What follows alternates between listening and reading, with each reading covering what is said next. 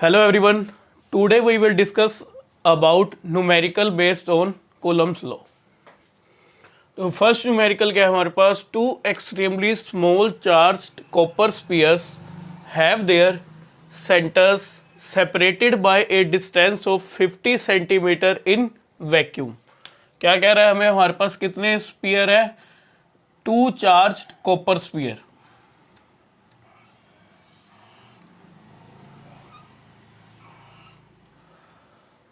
Have their centre, और इनका ये सेंटर, इसका फर्स्ट स्पीयर का ये सेंटर, सेकंड स्पीयर का ये सेंटर हो गया हमारे पास, बाय ए डिस्टेंस, और इनके बीच की जो डिस्टेंस है, जो एक दूसरे से कितनी डिस्टेंस पे दूरी पे है, अलग है, कितनी डिस्टेंस है, आर की वैल्यू दी है 50 सेंटीमीटर इन वैक्यूम।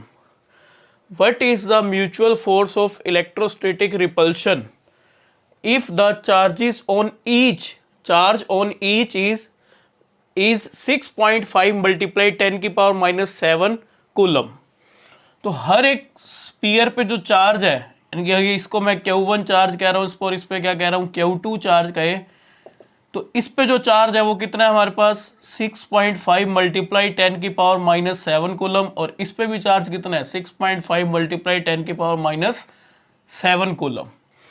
तो हमें क्या फाइंड आउट करना है, फोर्स ऑफ इलेक्ट्रोस्टैटिक रिपल्शन। तो हमने ये चीज़ पढ़ी हुई है कूलम्स लॉ के अकॉर्डिंग।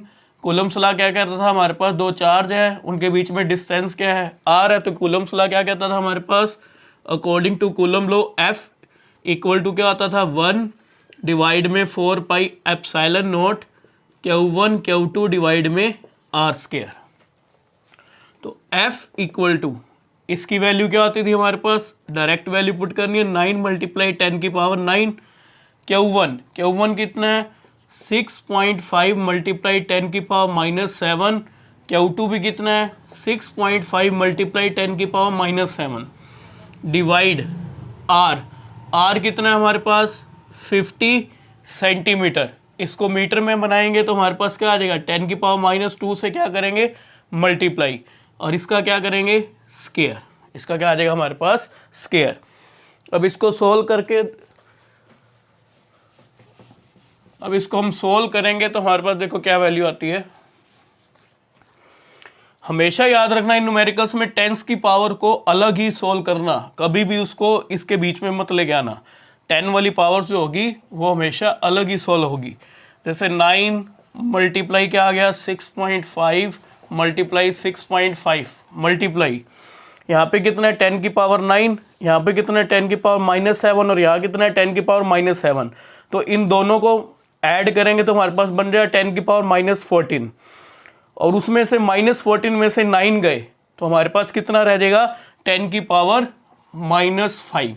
कितना रह जाएगा, 10 की पावर माइनस 5। नीचे करें हमारे पास कितना बन जाएगा, इसका स्क्वायर करते हैं, डिवाइड में क्या है हमारे पास, 50 का स्क्वायर करेंगे कितना आ जाएगा, 2500 मल्टीप्लाई, यहाँ कितना है 10 की पावर माइनस 2, इसका स्क्वायर करेंगे कितना आ जाएगा, 10 की पावर माइनस 4। इसको हम ऊपर लेके जाएंगे, f equal to 9 multiply 6.5 multiplied 6.5 divide में 25, और इसकी हम जीरो बना सकते हैं। 10 की पावर कितनी है ये, 2, नीचे कितनी थी 10 की पावर माइनस 4, और ऊपर कितनी है 10 की पावर माइनस 5। अब इसको सॉल्व करते हैं, 9 मल्टीप्लाई 6.5 मल्टीप्लाइड 6.5 मल्टीप्लाई 10 की पावर माइनस 5 डिवाइड में क्या है हमारे पास 25 अब इसको करेंगे मल्टीप्लाई, क्या होगा, यहाँ पे 10 की पावर 2 है, यहाँ पे 10 की पावर माइनस 4 है। तो बेस सेम हो तो पावर्स ऐड होंगी, तो हमारे पास कितना आ जाएगा, 10 की पावर माइनस 2, ये 10 की पावर माइनस 2 ऊपर जाके क्या हो जाएगा, प्लस का 2, तो यहाँ पे आ जाएगा 10 की पावर 2। 9 मल्टीप्लाई 6.5 मल्टीप्लाई 6.5 डिवाइड में 25 मल्टीप्लाई 10 की पावर माइनस 3, कितना रहेगा हमारे पास, 10 की पावर माइनस 3। अब आफ्टर सॉलिड तो हमारे पास इसमें जो फोर्स की वैल्यू आएगी वो आएगी 1.521 मल्टीप्लाई 10 की पावर माइनस 2 न्यूटन। जब इसको तुम सोल्व करोगे तो तुम्हारे पास ये वैल्यू आ जाएगी 1.521 मल्टीप्लाई 10⁻⁻2 न्यूटन। तो ये हमारे पास फर्स्ट पार्ट हो गया। सेकंड पार्ट क्या कह रहा है वो हमारे पास, what will be the force of repulsion if, first condition क्या लगा रहा है, charge on each sphere is double. अब ये जो चार्ज था इसको मैं क्या कर दूं, हर एक स्फीयर पे चार्ज को क्या कर दूं, डबल कर दूं, यानी कि 2 से मल्टीप्लाई इधर करूंगा, 2 से मल्टीप्लाई इधर करूंगा, और देयर सेपरेशन इज हाफ्ड। अब सेपरेशन क्या कर दूं, हाफ कर दूं, हाफ का मीन्स डिवाइड में 2 कर देंगे। तो देखो अब इसको कैसे करेंगे हम,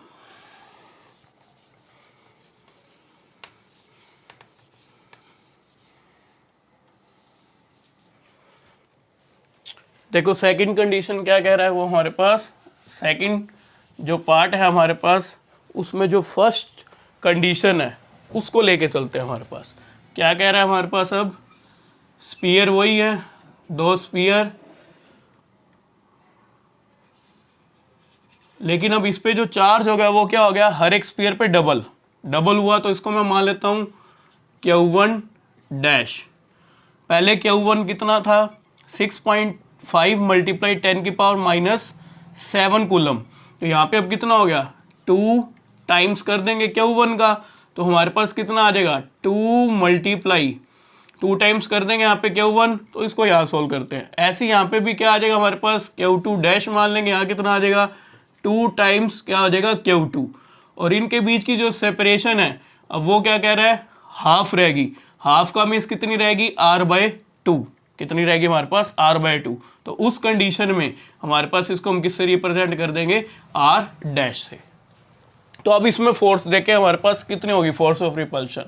तो वही अकॉर्डिंग टू, तो इसको हम फोर्स को किससे दिखा देंगे, F डैश से। तो according to Coulomb's law, Coulomb's law क्या कहता था, 1/4 pi epsilon naught Q1 dash multiply Q2 dash divide में R डैश स्क्वायर। तो F डैश किसके इक्वल आ जाएगा, 9 मल्टीप्लाई 10⁻9, इसकी वैल्यू यही होती है हमारे पास, multiply Q1 dash, Q1 dash क्या है, 2 टाइम्स Q1 कितना था, 6.5 मल्टीप्लाई 10⁻⁻7 मल्टीप्लाई Q2 डैश कितना है, 2 मल्टीप्लाई Q2 कितना है हमारे पास, 6.5 मल्टीप्लाई 10⁻⁻7 डिवाइड में R डैश क्या है हमारे पास, R/2, R कितना है 50 डिवाइड में क्या आ जाएगा 2, तो ये कितना बन जाएगा हमारे पास 25। इसका मीन्स ये हमारे पास कितना बना 25। अगर मैं इसको अलग से यहाँ कर दूँ, हमारे पास जो R डैश है इक्वल टू क्या है, R कितना है मेरे पास 50 सेंटीमीटर, डिवाइड में 2 करेंगे तो R डैश की वैल्यू कितनी आ जाएगी 25 सेंटीमीटर। अब मैं 25 सेंटीमीटर को किस में कन्वर्ट करूंगा, मीटर में। तो 25 मल्टीप्लाई 10⁻⁻2 मीटर। तो R डैश का स्क्वायर करते हैं हमारे पास, यानी कि R डैश की वैल्यू कितनी है 25 मल्टीप्लाई 10⁻⁻2। अब इसका क्या करना है स्क्वायर, तो ये स्क्वायर कर दिया। वैसे ही जैसे पहले मैंने तुम्हें समझाया 10 की पावर्स अलग सोल्व करनी है, बाकी वाली अलग सोल्व करोगे मल्टीप्लाई, जो भी मल्टीप्लाई होगी या डिवाइड होगी।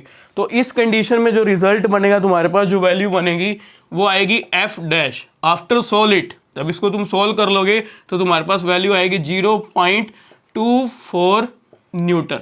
कितनी बनेगी, 0.24 न्यूटन। अब इसका सेकंड पार्ट, फर्स्ट पार्ट हमारे पास क्लियर हो गया।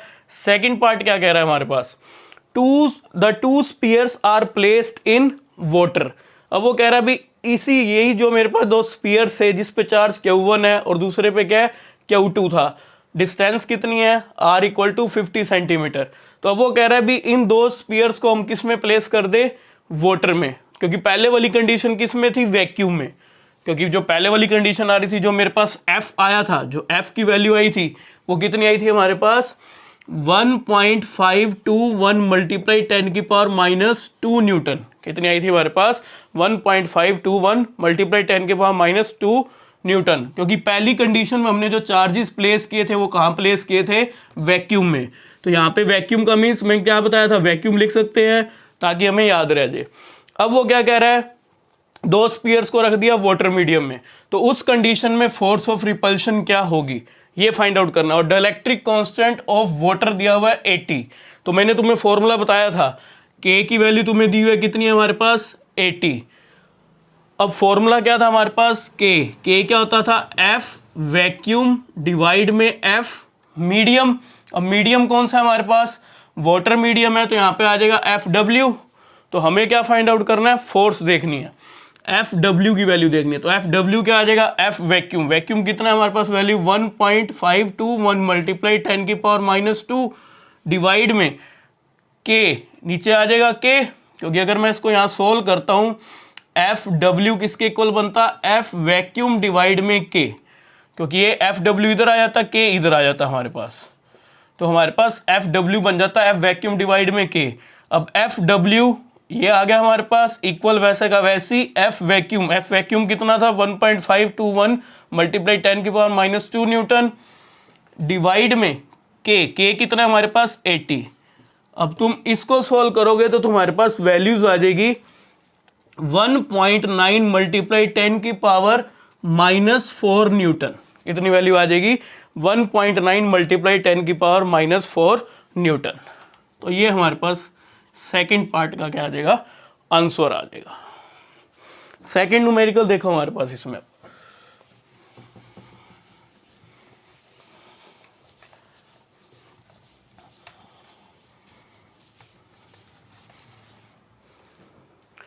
देखो सेकंड न्यूमेरिकल क्या कहता है हमारे पास, the force between two electrons when placed in air is equal to 0.5 times the weight of an electron. Find the distance between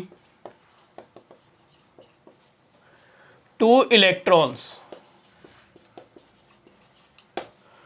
और तुम्हें मास बताया, मास ऑन 1 इलेक्ट्रॉन, उसकी वैल्यू दी हुई है, वो वैल्यू दी हुई है 9.1 10⁻⁻31 kg।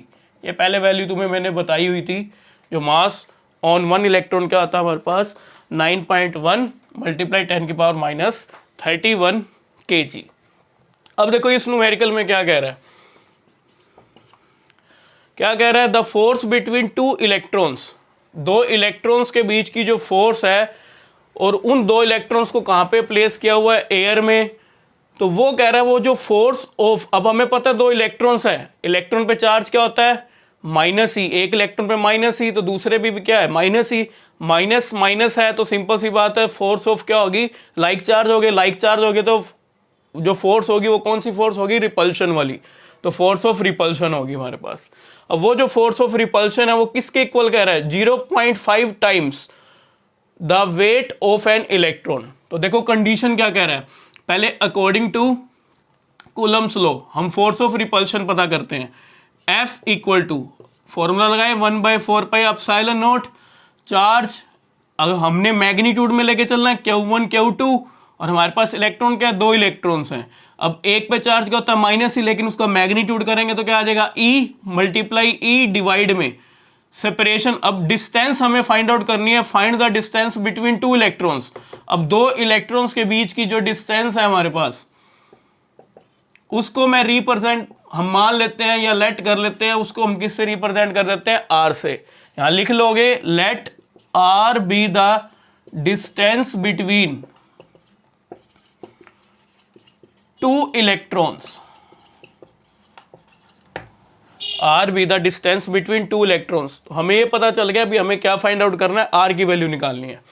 तो अगर मैं इस पे कूलम्स लॉ अप्लाई करता हूं तो हमारे पास क्या आ जाएगा, R स्क्वायर आ जाएगा नीचे, तो F इक्वल टू कितना आ जाएगा 9 मल्टीप्लाई 10⁻⁹। अब जो चार्ज होता है हमें वैल्यू पता है 1.6 10⁻⁻19 मल्टीप्लाई 1.6 मल्टीप्लाई 10⁻⁻19 डिवाइड में क्या है हमारे पास R स्क्वायर। अब ये हमारे पास आ गया फोर्स बिटवीन टू इलेक्ट्रॉन्स। जब इसको प्लेस किस में किया हमने, एयर मीडियम में। हमारे पास जो मीडियम है वो कौन सा, एयर।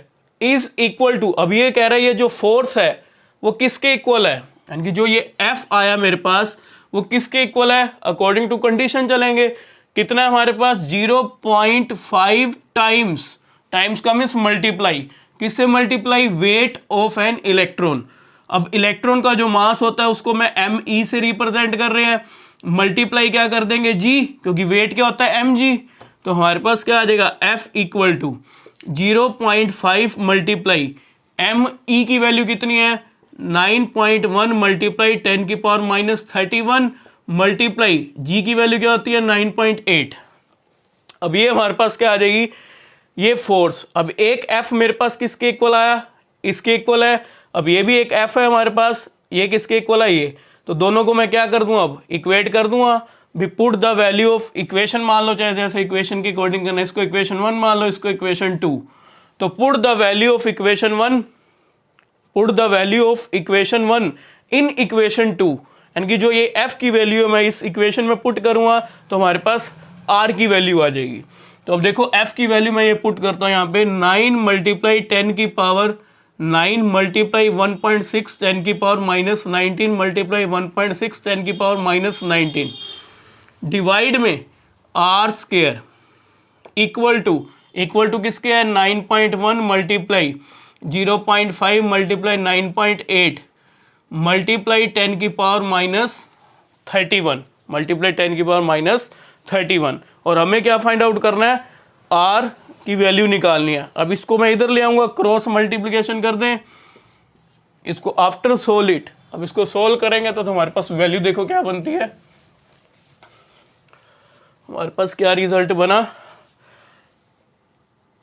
9 मल्टीप्लाई 10 की पावर 9 मल्टीप्लाई 1.6 मल्टीप्लाई, पहले इसको 10 की पावर यहाँ सोल्व कर ही देते हैं।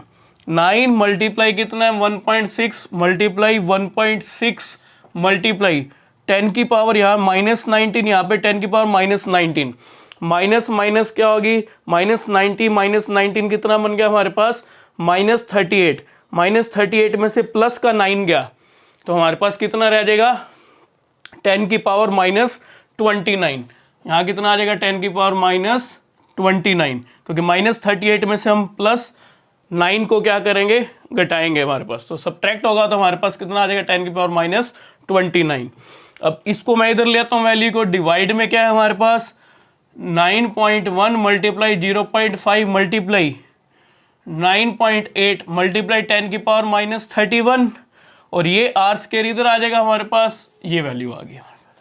अब इसको सोल्व करते हैं, हमारे पास पहले इसकी मल्टीप्लाई करते हैं, तो इसको मल्टीप्लाई करेंगे तो हमारे पास वैल्यू बनेगी, जो ऊपर मल्टीप्लाई करोगे इसकी तो तुम्हारे पास बनेगा 23.04 मल्टीप्लाई 10 की पावर -29 डिवाइड में, अब इसकी मल्टीप्लाई करोगे तो तुम्हारे पास वैल्यू आएगी 44.59 मल्टीप्लाई 10 की पावर -31 इक्वल टू क्या आ गया r स्क्वायर। अब आफ्टर सोल्व, अब इसको हम सोल्व करते हैं। अब इसको सोल्व करेंगे 10 की पावर -31 ऊपर जाके प्लस का 31 हो जाएगा, तो r स्क्वायर, तो हमारे पास देखो r स्क्वायर क्या आ जाएगा,